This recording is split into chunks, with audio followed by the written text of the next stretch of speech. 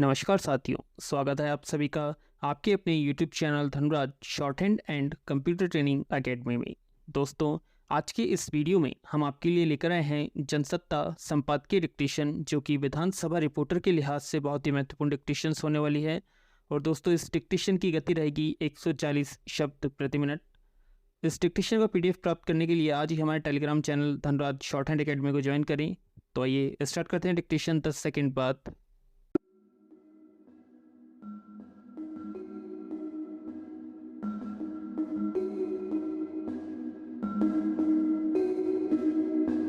Start.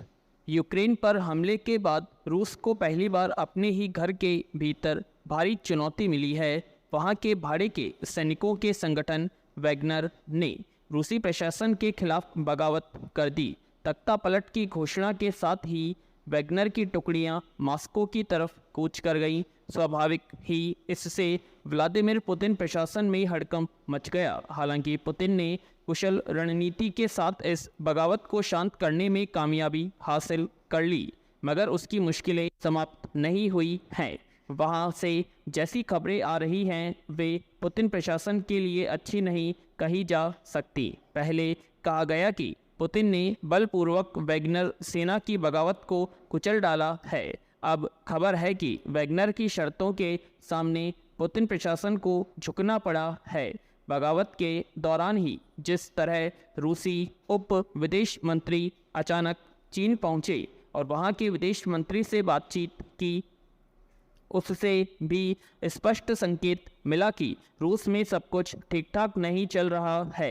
खबर है कि रूसी रक्षा मंत्री को उनके पद से हटाया जा सकता है। खबर तो यहाँ तक आई कि पुतिन ने मॉस्को छोड़ने का फैसला कर लिया है, मगर क्रेमलिन ने इस खबर का खंडन किया है। पैरा।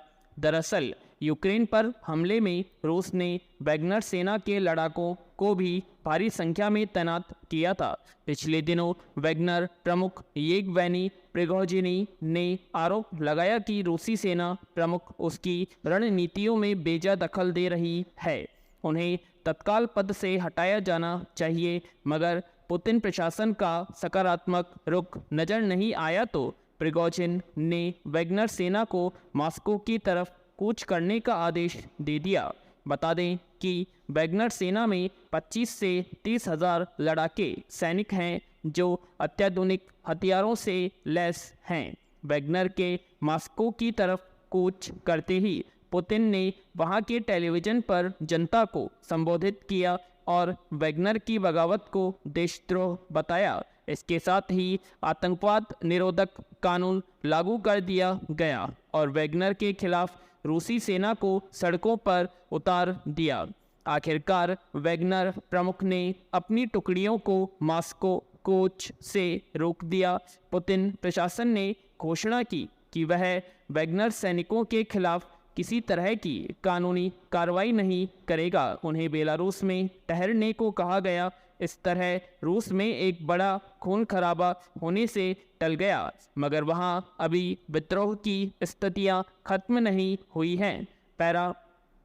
रूस ने यूक्रेन पर हमला किया था तब पूरी दुनिया से इसके खिलाफ प्रतिक्रियाएं आनी शुरू हो गई थी। सबने इसे पुतिन की जिद बताया था। बातचीत की कोई व्यावहारिक पहल नहीं की गई, बल्कि रूस ने अलग अलग बहाने बनाकर यूक्रेन को तबाह करने की नीयत से भयावह हमले किए। इसके चलते यूक्रेन से हजारों लोगों को विस्थापित होना पड़ा।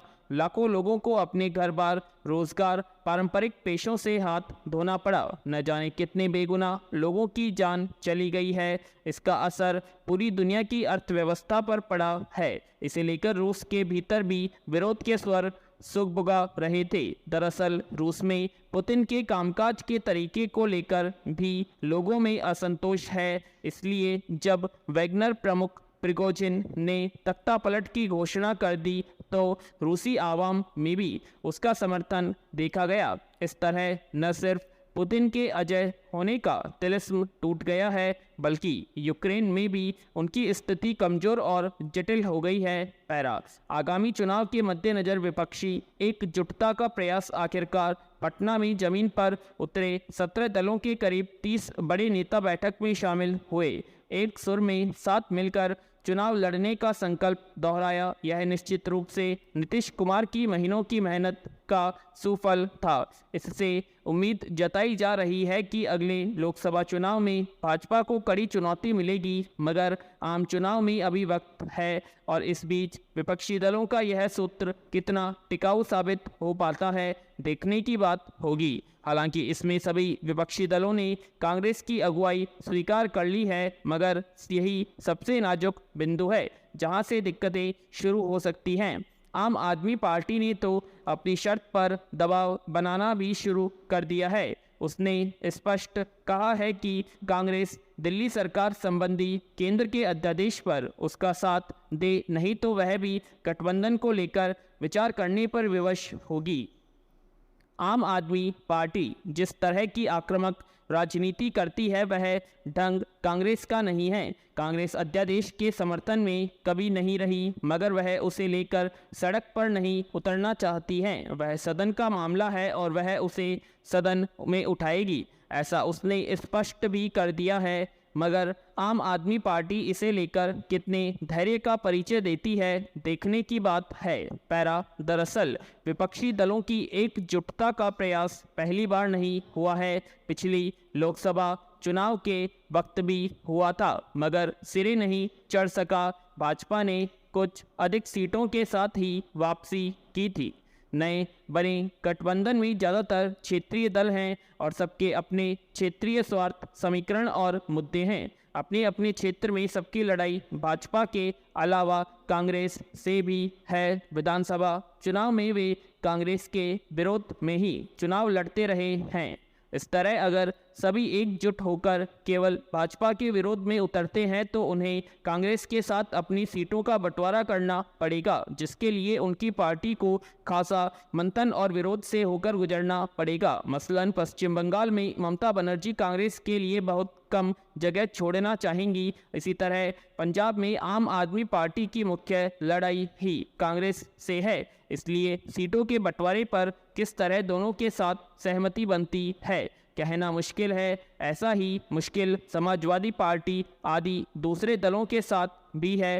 पैरा शुरुआती चरण में ही जिस तरह आम आदमी पार्टी के भीतर कांग्रेस को लेकर हिचक देखी जा रही थी, वह अभी दूर नहीं हुई है। दरअसल दिल्ली में आम आदमी पार्टी आई ही थी कांग्रेस का विरोध करके। वह टीम अभी कांग्रेस में भी बनी हुई है। यही वजह है कि बहुत सारे मामलों में न केवल भाजपा बल्कि कांग्रेस की तरफ से भी उसे विरोध का सामना करना पड़ता है। दिल्ली सरकार संबंधी अध्यादेश पर कांग्रेस की चुप्पी भी उसी का नतीजा है। फिर आम आदमी पार्टी को यह भी लगता है कि अगर उसने कांग्रेस से किसी भी प्रकार का गठजोड़ कर लिया तो उसका जनाधार कमजोर हो सकता है। इसलिए वह नए गठबंधन में शामिल होने को लेकर पूरी तरह दृढ़ संकल्प नजर नहीं आ रही है, मगर उसके अलग रहने से भी गठबंधन पर बहुत असर इसलिए नहीं माना जा रहा क्योंकि लोकसभा चुनाव में उसका प्रभाव क्षेत्र बहुत छोटा है।